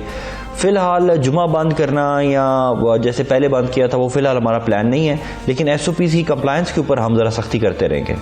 बिल्कुल सही। इस्लामाबाद में अस्पतालों की सूरत हाल के हवाले से बताइएगा, कितने तैयार हैं हम, खुदा न खास्ता हालात ख़राब होते हैं तो उस सूरत में अस्पताल कितने इक्विप्ड हैं डील करने के लिए पेशेंट्स के इन्फ्लक्स को? इस्लामाबाद में अल्हम्दुलिल्लाह पिछली वेव की वजह से एक ब्लेसिंग इन डिस्गाइज ये हुई थी कि बड़ी मैसिव इन्वेस्टमेंट की गई और तमाम हॉस्पिटल्स को रैंप अप किया गया। पहले जब हमारे पास सिर्फ 30 या 40 वेंटिलेटर्स मौजूद होते थे, अभी तकरीबन 150 के करीब हमारे पास इस फैसिलिटीज़ मौजूद हैं, इवेंट्स की भी, प्राइवेट और पब्लिक सेक्टर को मिला के। गवर्नमेंट सेक्टर के अंदर भी पिम्स के अंदर पहले सिर्फ 30 बेड से अब वो 75 के करीब पहुँच रहे हैं। एक पूरा नया हॉस्पिटल खड़ा हो चुका हुआ है IHITC के नाम से, और वो बेहतरीन सर्विसेज प्रोवाइड कर रहा है जो चक शहजाद में है। और हम लोगों को रेफ़र भी कर रहे हैं कि जिनको भी कोविड हो वो वहाँ पर ज़रूर जाएँ, क्योंकि वो उसकी एक्सपर्टीज़ ही इन्फेक्शियस डिजीज़ में है। प्राइवेट सेक्टर के अंदर भी हम रैंप अप कर चुके हैं। इस्लामाबाद में आज भी तकरीबन 200 के करीब लोग एडमिटेड हैं, लेकिन इन 200 में से 100 से ज़्यादा वो लोग हैं जो इस्लामाबाद से नहीं है, इस्लामाबाद के बाहर से शहरों से आते हैं। मतलब आज़ाद जम्मू कश्मीर से, KPK से, नॉर्थ पंजाब से, इवन काबुल से भी लोग, नॉर्दर्न एरिया से भी लोग इस्लामाबाद में एडमिट होने के लिए आते हैं। उसकी वजह से वक्ती तौर पर एकदम जो है वो ऐसे लगता है जैसे फ्लड हो गया सारा कुछ, लेकिन हमने अब उसको केटर करते हुए, उन लोगों की भी जगह बनाते हुए अपने आप को मज़ीद एक्सपैंड किया है। इंशाल्लाह अगर लोग SOPs पे कंप्लाई करते रहें और जिसको जैसे ही सिम्टम्स हों वो अपने आप को अगर आइसोलेट कर ले और बाहर मत जाए, दूसरों की जान को खतरे में ना डाले, तो मेरे ख्याल है महीने के अंदर अंदर हम इंशाल्लाह ये कवर कर लेंगे। जी बिल्कुल सही है। अच्छा, ये एक बड़ी वजह है जो अभी DC साहब ने लास्ट में बयान की ना, क्योंकि इर्द गिर्द जितने इलाके हैं वहाँ पे अच्छे अस्पताल इस्लामाबाद में हैं, तो वो फिर सब लोग जो है वो रुख करते हैं इस्लामाबाद के अस्पतालों का। रिपोर्टिंग भी इस्लामाबाद में होती है और फिर वहाँ पे ज्यादा लोगों का उनका इनकाउंटर भी होता है। डेफिनेटली वो आए होते हैं किसी गाड़ी में, किसी से मुलाकात भी होती है और भी बहुत सारे लोग होते हैं, तो इससे फैल भी रहा होगा। सुबह सवेरे पाकिस्तान, सुबह सवेरे पाकिस्तान। यहाँ पर एक अच्छी खबर शामिल करेंगे कि पहली ऐसी कोरोना वैक्सीन मंजर आम पर आ गई है जो कोरोना वायरस के खिलाफ 90% से ज़्यादा तहफ़्फ़ुज़ फराहम करने में कामयाब साबित हुई है। वैसे तो आपके इल्म में होगा कि मुख्तलिफ ममालिक जो दावा कर रहे हैं कि उनकी वैक्सीन जो है वो सबसे अच्छी है, लेकिन अमेरिका की जो एक कॉर्पोरेशन है और जर्मनी की बायोटेक SE की जानिब से कोरोना वायरस के से होने वाली बीमारी COVID-19 की रोकथाम के लिए तैयार होने वाली वैक्सीन जो है उसमें हज़ारों रज़ाकारों में 90% से ज़ायद इन्फेक्शन को रोकने में ये कामयाब रही है। ये एक ऐसी जिसे कहते हैं गुड न्यूज़ है जो कोरोना वायरस की वबा के खिलाफ जंग में अब तक की सबसे ज़्यादा हौसला अफजा पेशरफ्त है। बिल्कुल, वैक्सीन 21 दिन में 2 डोज की शक्ल में फराहम की जाती है, जबकि अमेरिकी सदर जो हैं डोनाल्ड ट्रंप ने वैक्सीन के हवाले से खुशी का इजहार करते हुए ट्विटर पर अपने बयान में कहा है कि कोरोना वैक्सीन जल्द आ रही है और इत्तलात हैं कि ये वैक्सीन 90% तक मौसर है। ये एक बहुत बड़ी खबर है जिससे स्टॉक मार्केट में भी तेजी आ चुकी है। बिल्कुल सही, इस हवाले से हमने बातचीत करनी है और जानेंगे कि ये जो गुड न्यूज़ है ये कितना हमारे हक में जाएगी। डॉक्टर अताउर रहमान हमारे साथ हैं, प्राइम मिनिस्टर टास्क फोर्स बराए कोरोना। अस्सलाम वालेकुम doctor sahab, thank you for joining us. एक तरफ जो बाइडन जो है वो कह रहे हैं कि कोरोना वैक्सीन में आने में कई माह लग जाएंगे, और दूसरी तरफ हमें बताया जा रहा है कि वैक्सीन जो है ये बड़ी इफेक्टिव है और ये आ रही है। कितनी जल्दी ये आम आदमी के दस्तरस में होगी?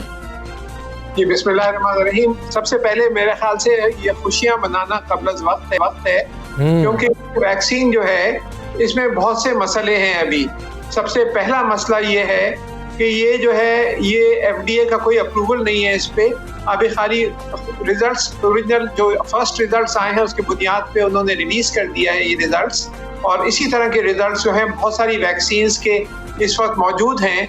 चाइनीज कंपनियां हैं और कंपनियां हैं, जर्मन कंपनियां वगैरह हैं। बायोटेक तो ये फाइजर के साथ ही जो आप जिसका आप जिक्र कर रहे हैं, लेकिन इसके साथ जो बड़ा मसला है ये कि ये इसके लिए एक नेशनल कोल्ड चेन की जरूरत है इस वैक्सीन को लाने के लिए। मतलब ये है कि -80 डिग्री सेंटीग्रेड पे ये ट्रांसपोर्टेशन होती है, और उस टेम्परेचर के ऊपर पूरे मुल्क में, पाकिस्तान में कोई इस तरह की कोल्ड चेन नहीं है, ना तीसरी दुनिया में कोल्ड चेन इस तरह की मौजूद है।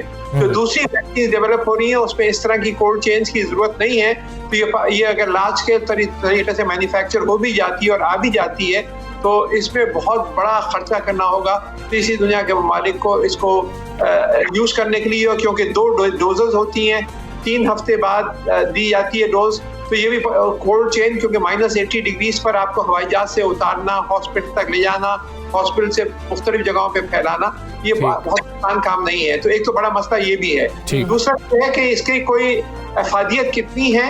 ये % जो प्रोटेक्शन कह रहे हैं ये इमीडिएट प्रोटेक्शन की बात हो रही है, लेकिन एंटीबॉडीज 3 महीने, 4 महीने, 6 महीने, 10 महीने, 12 महीने कब तक रहती हैं इस वैक्सीन की, उसका कोई अभी तक ना डेटा है ना पता है। तो ये एक बहुत बड़ा क्वेश्चन मार्क है।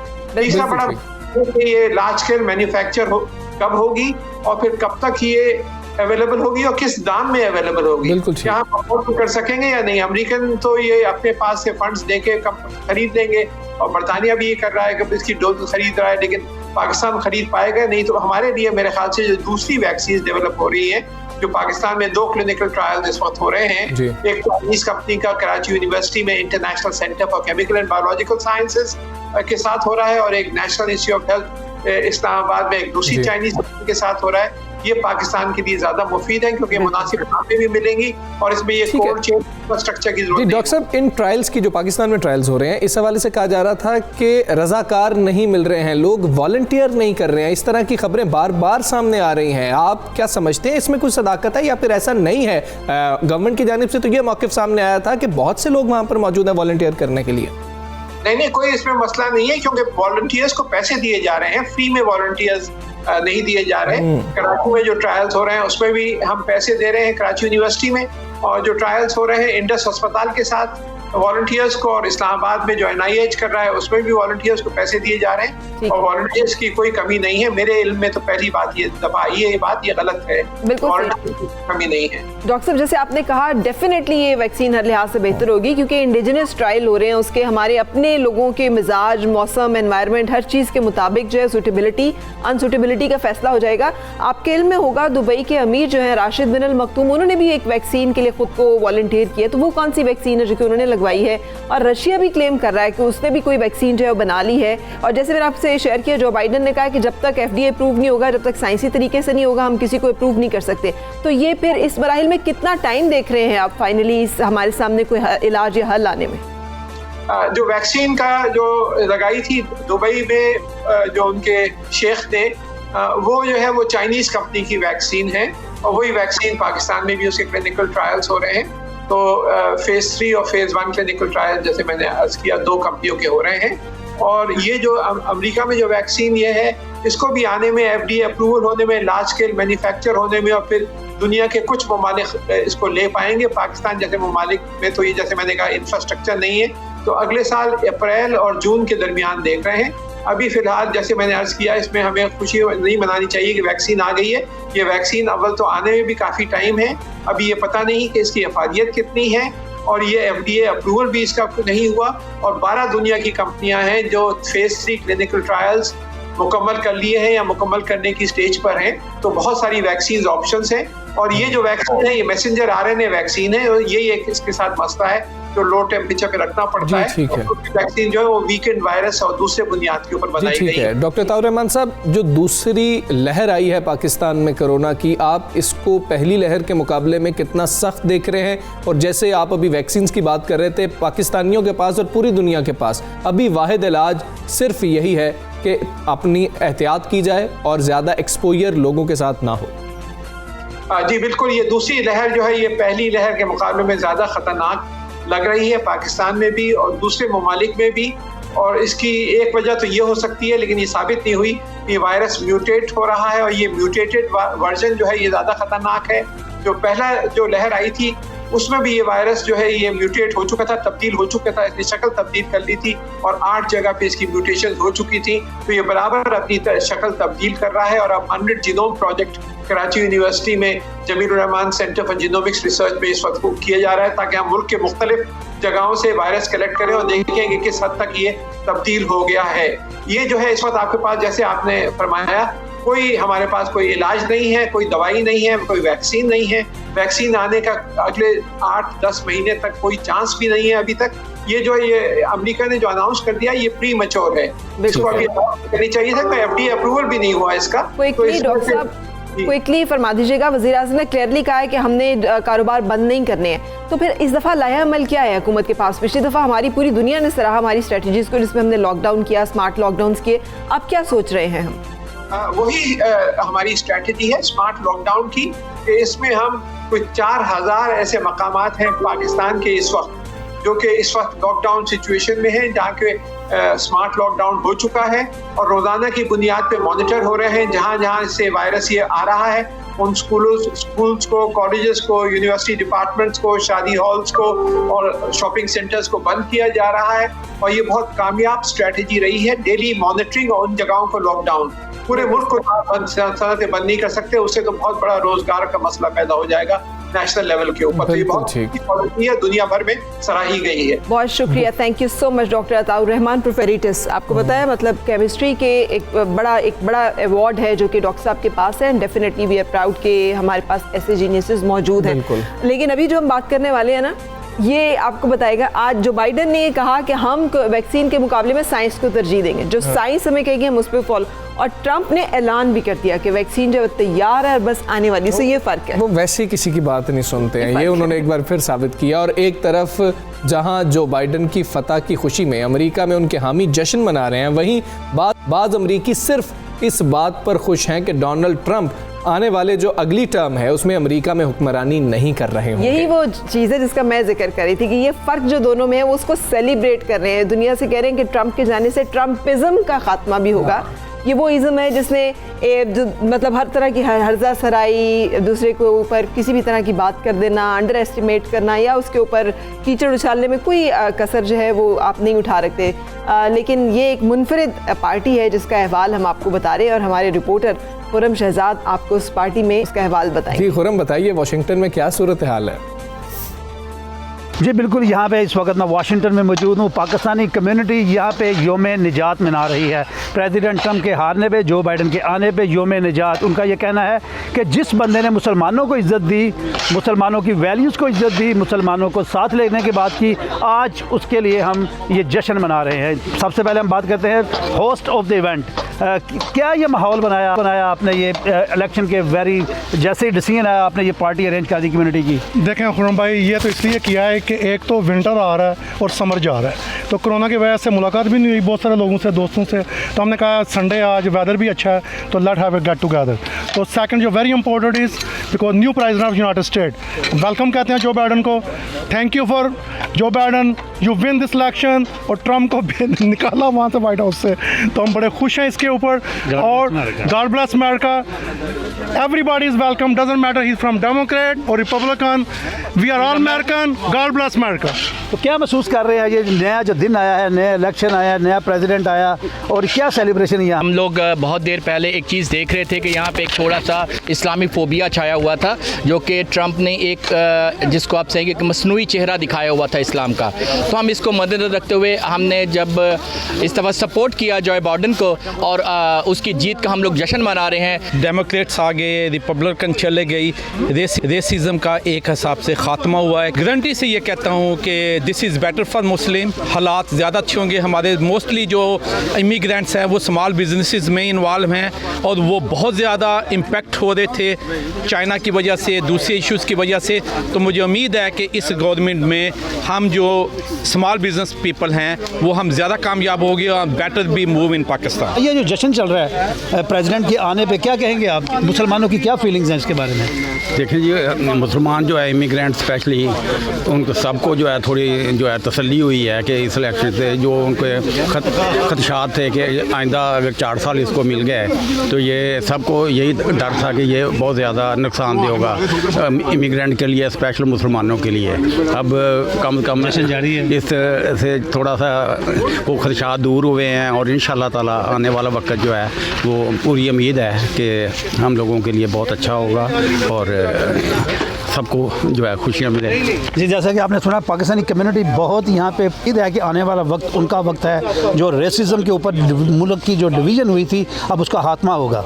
जी ठीक है खुरम, बहुत शुक्रिया, आप हमें सारी जो सूरत हाल थी उससे आगाह किया कि पाकिस्तानी जो वहाँ पर मुकीम है वो खुश हैं और वो कह रहे हैं रिपब्लिकन्स हैं, डेमोक्रेट्स हैं, जो भी हैं वो आए और हमारे जश्न का हिस्सा बने। मुझे तो ये लगता है मौका मिलना चाहिए, कभी ट्रंप के आने पे और कभी ट्रंप के जाने पे, दोनों तरह से हमने शादियाने बजाने होते हैं, हमें आने पे भी मौका मिलता है, हमें जाने पे भी अच्छा, वैसे पॉपुलर बहुत ज्यादा है ट्रम्प, जीते हैं नहीं जीते हैं। ट्रम्पिज्म जो है ना, जिसके ऊपर मैं बात कर रही हूँ, पूरी दुनिया की आईज अब इस तरफ है। जो इम्पोर्टेंट बात थी कि ट्रम्प के जाने से उनकी लाइव इक़दार और वैल्यूज का खात्मा भी होगा, लेकिन एक झटका जो लग रहा है प्रेसिडेंट ट्रम्प को वो ये है कि अवाम ने ट्रम्प का हाथ का झटका, मैंने कल भी आपको बताया था, इंटरनेशनल मीडिया रिपोर्ट कर रहा है कि मेलानिया ट्रम्प भी ट्रम्प का हाथ छोड़ने की तैयारी कर रही हैं। बिल्कुल, मुनीर नियाजी साहब का वो शेर है ना, एक और दरिया का सामना था मुनीर मुझको, मैं एक दरिया के पार उतरा तो मैंने देखा। तो ट्रम्प के लिए मुश्किलात ही मुश्किलात है। दरिया का तो सामना उन्हें पहले ही था। जो मीडिया बता रहा है वो उसके मुताबिक मतलब ये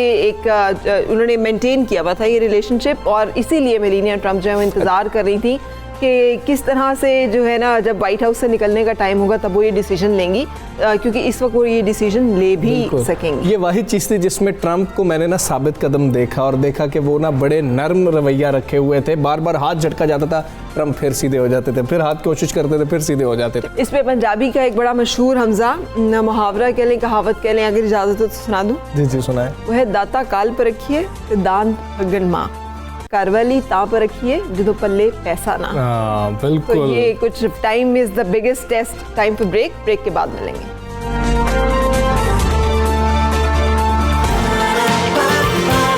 सुबह सवेरे पाकिस्तान, सुबह सवेरे पाकिस्तान। फरा आगे चले, एक और बहुत अहम मामला है कि हम पाकिस्तानी ना कंट्रोवर्सीज में बहुत जल्दी पड़ जाते हैं, और एक बात सोशल मीडिया पर निकलती है और फिर उसको फॉलो करते करते करते किसका नुकसान हो रहा है, क्या हम किस पे क्या तोहमत लगा रहे हैं, सोचते ही नहीं है। ये हम बात जो कर रहे हैं, पाकिस्तान समेत दूसरे मुस्लिम ममालिक में बहुत सारी सुपरमार्केट्स और आवाम ने फ्रांसीसी मसनूआत का बाइकाट किया, लेकिन उस बाइकॉट में दिलचस्प बात यह है कि बहुत सारी लाइलमी में बहुत सारी पाकिस्तानी कंपनियों की जो प्रोडक्ट्स हैं उनको भी फ्रेंच बनाकर पेश किया गया, और इन कंपनियों में से एक मशहूर लू बिस्किट ब्रांड है। हालांकि इस कंपनी का फ्रांस से कोई लेना देना ही नहीं है, लेकिन सोशल मीडिया पर ऐसे तस्वीरें दिखाई गई कि लोगों ने बॉयकॉट शुरू कर दिया।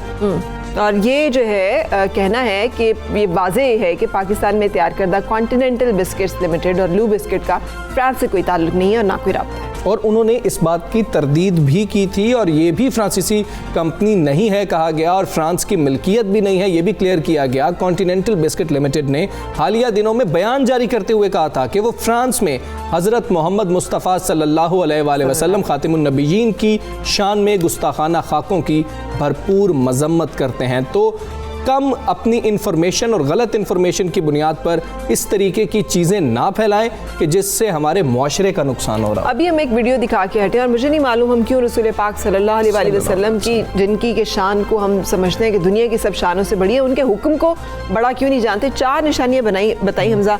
नंबर 1, बोले तो झूठ बोले। नंबर 2, अमानत दी जाए तो ख़यानत करे। नंबर 3, वादा करे तो वादा खिलाफी करे। नंबर 4, कोई लड़ाई झगड़ा हो जाए, कोई ऐसी सूरत हाल हो जाए तो फिर बदकलामी पे उतर आए, फिर बुरी तरह से उसको डील करें। हम हमले में ये करते हैं और फिर हम समझते हैं कि हम उनकी सुन्नत पे, उनकी तरीके पे अमल कर। कोई खबर हो तो उसकी तस्दीक कर लिया कीजिए। अभी हमने जो आपको खबर दी है इसकी भी तस्दीक आप लाजमी करें, और कोई भी आप सोशल मीडिया पर चीज़ देखें तो उसकी तस्दीक कर लिया करें। मजहबी हवाले से हम बात कर रहे हैं तो पाकिस्तान को ये इतरा इम्तियाज़ भी है पाकिस्तान का कि शोहरा आफाक मुसव्विर, खत्तात और नक्काश सैयद सादुकैन अहमद नकवी अलमारूफ सादुकैन के 1981 के दहाई में संगे मरमर पे बने हुए सूरह रहमान की खताती वाले फन पारे जो गुज़िश्ता तकरीबन 20 साल से 2 दहाइयों से 20 साल से गायब थे, मंजर आम पर आ गए। और कराची का इलाके फेडरल बी एरिया में खुलने वाली एक नई आर्ट गैलरी में इनकी नुमाइश जारी है। सादिकैन ने मार्बल पर ये फन पारे 1981 में मार्कर से बनाए थे, और चूंकि पत्थर पानी और तेल को जज्ब नहीं करता तो 40 साल के बाद इनके रंग थोड़े फीके पड़ गए हैं। हाँ, जिन्हें बहाल कराया जा रहा है। और ये मार्बल खतातियाँ कुछ अरसा इस्लामाबाद की आर्जी सादकैन गैलरी में भी रखी गई थी।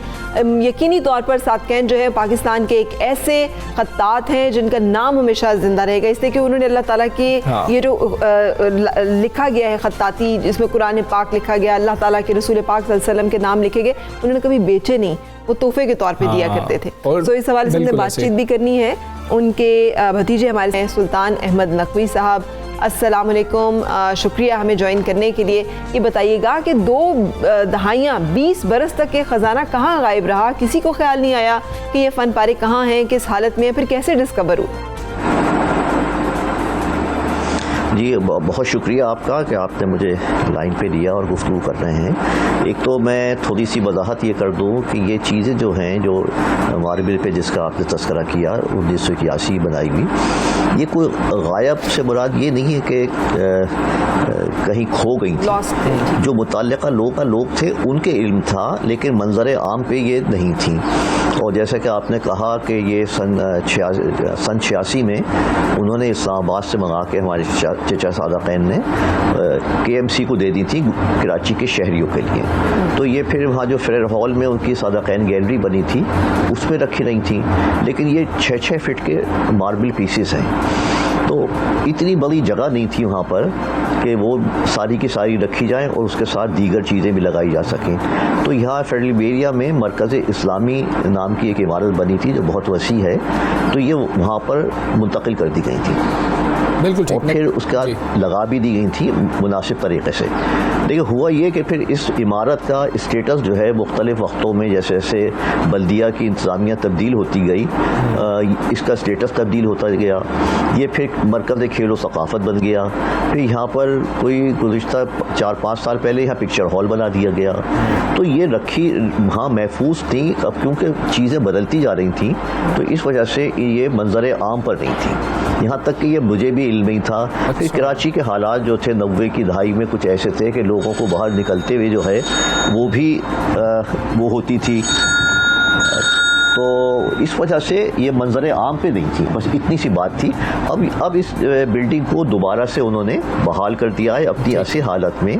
तो जब मैं भी मेरी जो भी उनकी मशवराती कमेटी है उसमें उन्होंने मुझे भी रखा, मेरे घर से करीब है, इस वजह से मुझे आसानी भी है। तो जब मैं एक दिन गया तो मुझे वहाँ नज़र आई है, तो फिर मैंने इनकी तस्वीरें, तो इत्मीनान हुआ कि भाई ये बिल्कुल महफूज हालत में है और अच्छी हालत में है। तो वो फिर मैंने अपने फेसबुक पर डाल दी थी। तो वहाँ से फिर ये लोगों को पता चला। क्या फैसला किया जा रहा है सर? अब ये जो आर्ट है या फन पारे हैं, इनके बारे में क्या फैसला किया गया? जो रंग मध्यम पड़ा है उनकी बहाली कैसे मुमकिन होगी? कहाँ उन्हें एग्जिबिट किया जाएगा? कैसे असली हालत में लाया जाएगा? नहीं देखिए, अब ये यहाँ पर ना उन्होंने एक पूरा सकाफती मरकज़ के साथ साथ एक पूरी आर्ट गैलरी, इसका नाम सिटी आर्ट गैलरी है, वो यहाँ कायम की है। तो ये चीज़ें उसी में रखी जाएंगी। और जहाँ तक इनके रंगों के मध्यम होने का ताल्लुक़ है, तो इस हवाले से उनकी दीगर चीज़ों पर बहुत ही मेयारी काम हो रहा है। इसकी एक बड़ी मिसाल जो लाहौर का म्यूज़ियम है, उसकी उन्होंने छत बनाई थी और ये समझे कि वो छत इतनी वसी थी कि 24 फीट चौड़ी थी और 96 फीट लंबी थी। वो ख़राब हो गई थी। तो अब बहुत माहिरीन की ज़ेर निगरानी उसकी दोबारा से बहाली हो रही है। इसी तरह वहाँ जो एडमिनिस्ट्रेटिव स्टाफ कॉलेज है लाहौर में, वहाँ पर भी उनका जो पहली दफ़ा सूरह रहमान लिखी थी, उन्होंने 3 दफ़ा सूरह रहमान लिखी थी, उसकी तफसील भी बता दूंगा। जो पहली सूरह रहमान थी उसके भी रंग ख़राब हो गए थे। तो अभी मैं परसों ही वहाँ से वापस आया हूँ लाहौर से, तो अब वो बिल्कुल उन्होंने, अच्छा ये रेस्टोरेशन का काम जो है ना खुद बहुत बड़ा आर्ट है और बड़ा माहिराना काम है, हर एक कर नहीं सकता। तो लाहौर के जो म्यूज़ियम है उन्होंने बाकायदा अपने 2 अफराद को बैरून मुल्क भेजा था इसकी ट्रेनिंग के लिए, बहुत खतीर रकम खर्च करके। तो वो फिर उनकी निगरानी में वो जो उनका रेस्टोरेशन हो रहा है, मैंने यहाँ भी कहा है, बल्दिया वालों से दरख्वास्त की है कि आप इसका भी उन्हीं की निगरानी में कराएं। लेकिन उससे मुश्किल ये है कि वो इतना महंगा काम होता है और हमारी बल्दिया जो है उसके पास इतने ज़राए नहीं है कि वो कराएं। तो उसके भी ये सोच रहे हैं कि किसी अगर ऐसे लोगों से जो फ़न के कदरदान हैं, अगर वो उसको स्पॉन्सर कर दें, उसकी फाइनेंसेस की जिम्मेदारी ले लें, तो वो हो सकता है। लेकिन फिर भी वो कोई इतनी ख़राब नहीं है कि जिसको कहें कि बिल्कुल ज़ाया हो गई है। आप ये समझें तकरीबन 70-75% तो अपनी असल हालत में मौजूद है। बिल्कुल ठीक है। नकवी साहब, जो ये फ़न है खत्ताती का, इसका फ्यूचर क्या देख रहे हैं? क्या आज भी नौजवानों में उतना ही जज्बा पाया जाता है, उतना ही शौक़ है खत्ताती का? जी मेरे ख्याल से जो मेरा मुशाहिदा है कि अब से 40 साल पहले जो है ख़त्ताती का फ़न जितना आज मकबूल है और जितने लोग कर रहे हैं और जितने मुख्तलिफ अंदाज से कर रहे हैं। ख़त्ताती का फ़न तो हमेशा से था, ये हमारे जो मज़ारात हैं, मसाजिद हैं, इसमें ख़त्ताती होती थी। फिर उसके बाद उसमें कुछ एक छोटा सा अरसा आया जिसमें उन्होंने रंगों की आमेज़िश की। हमारे बड़े बड़े जो आर्टिस्ट हैं, शाकिर अली साहब हैं, हनीफ तामिर साहब हैं, असलम कमाल साहब हैं, ये लोग करते थे। लेकिन जब हमारे सादक़ैन साहब ने शुरू की 1968 में, पहली उनकी ख़त्ताती की नुमाइश 1968 में हुई थी। उसके बाद से ये फ़न बहुत फैलना शुरू हुआ और अब तो पहले ये कॉलेजों में करिकुलम का हिस्सा नहीं था, अब उसके करिकुलम का हिस्सा है और बहुत बड़ी तादाद में लोग इसको कर रहे हैं। तो यकीनन इसका मुस्तकबिल जो है, जो ख़त्ताती का जो ये वाला फ़न है, जदीद ख़त्ताती कहें, मुसव्विराना ख़त्ताती कहें, इसका मुस्तकबिल तो फ़िलहाल बहुत अच्छा नज़र आता है मुझे।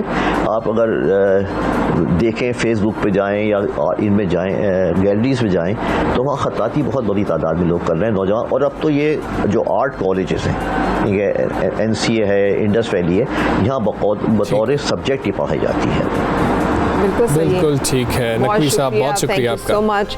ये वैसे हम अगर मजहबी नुक्ता निगाह से देखें ना हमजा, तो वो कहते हैं ना कि अल्लाह ताला ने ये जिक्र उतारा और वही इसका मुहाफिज है। और आर्ट फॉर्म में देखें तो ये एक ऐसी आर्ट फॉर्म है ख़त्ताती, इसके इतने ख़त हैं और इतने खूबसूरत अंदाज है कि ये हम सबके लिए अपनी तवज्जो अपनी तरफ खींचता है, हम सब इसको बड़ा और सबको ही अट्रैक्ट करता है। बच्चे भी चले जाए ना तो बच्चों की भी नज़र ठहर जाती है, बच्चे भी इशारा करते हैं कि ये क्या है और इस तरीके से रंगों से जितना उसे मुज़य्यन किया जाता है। सुबह सवेरे पाकिस्तान, सुबह सवेरे पाकिस्तान। अच्छा जी, अब बात हो रही है कुछ सौगातों की और गुजरात वालों की। हाँ, गुजराती सौगात की। और आप गुजरात जाएं और सर्दियों की खास सौगात है ढक्की का दूध ना पिएं तो ये हो ही नहीं सकता है, आपका गुजरात जाना बनाना बेकार है। अच्छा, ये आपने पिया हुआ? मैंने पिया हुआ। तो एक्सप्लेन करें उसके टेस्ट को जरा थोड़ा सा, कैसा टेस्ट होता है? वो कहते हैं कि जी के मतलब अनवर मसूद साहब कहते हैं कि अनबयानेबल। अच्छा, अनबयानेबल, बयान ही नहीं किया जा सकता। ये वो टेस्ट है जो सिर्फ आप वहाँ पर जाकर महसूस ही कर सकते हैं। ठीक है, लेकिन चूंकि मैंने चखा हुआ नहीं है, सुना है कि कहते हैं कि खोए और मलाई से बना हुआ दूध होता है। हाँ। और इसे घंटों पकाकर गाढ़ा किया जाता है और 3 दहाइयों से 30 साल से रिप्यूटेड है ये। अंदरूने शहर में ढक्की चौक है, यहाँ दूध पीने वालों का रश ही लगा रहता है। और इस वक्त जो है ना खालिद हंजरा गुजरात में ही मौजूद हैं और ढक्की का ये दूध है, पीने का इतना दिल करेगा जब वो दिखा रहे होंगे। खैर खालिद बताएं कैसा दूध होता है ये? जी बिल्कुल, हमजा और फरा, मैं इस वक्त मौजूद हूँ गुजरात के मारूफ इलाका ढक्की बाज़ार में, जहाँ पर सबसे अहम सौगात जो है वो ढक्की का दूध है।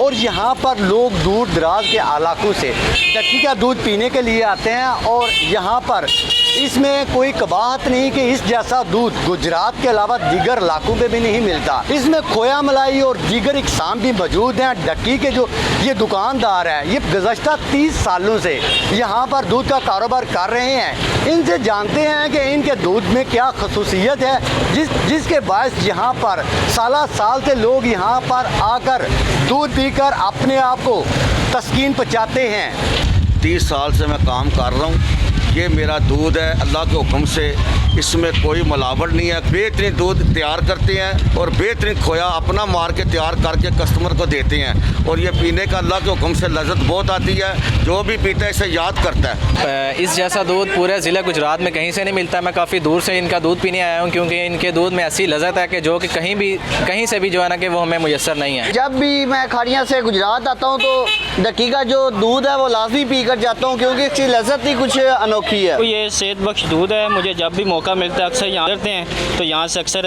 इनका जो उनसे दूध जो उनसे हम पी के जाते हैं यहाँ से। जी बिल्कुल, हमजा और फरत, जिस तरह दुकानदार ने ये बताया है कि 30 सालों से यहाँ पर खोए मलाई वाला दूध जो है इसके लिए दूर दराज के इलाकों से आते हैं और गुजरात की दीगर सौगातों में ढक्की का दूध जो है वो सबसे अहम सौगात है। जी जी ठीक है खालिद अंजरा, आपका बहुत शुक्रिया। ये हमें ऐसी चीज़ें दिखा देते हैं ना फरा, कल अंदरसे थे वो खाने का इतना दिल कर रहा था और आज ये आप और आगे से हमजा तो जिन्हें जो है ना अल्लाह दे। अच्छा वैसे मुझे लग रहा है ये रबड़ी जैसा होगा। हमने हैदराबाद का रबड़ी चखा, रबड़ी जैसा नहीं है ये। और फिर भी आप देखें ना कि दूध में कुछ मुख्तलिफ हो तो हम रबड़ी समझते हैं कि वो कितना मजे का हो जाता है, रबड़ी जैसा नहीं है। और ये इतना मजे का है फरा। अब आप गुजरात जाएं। मैं तो जाती रहती हूँ गुजरात, तो मैं जरूर वहाँ जाके चखूंगी। बिल्कुल, इंशाल्लाह जिंदगी रही तो कल फिर मिलेंगे। उस वक्त तक के लिए अल्लाह हाफिज़, हैव अ गुड डे।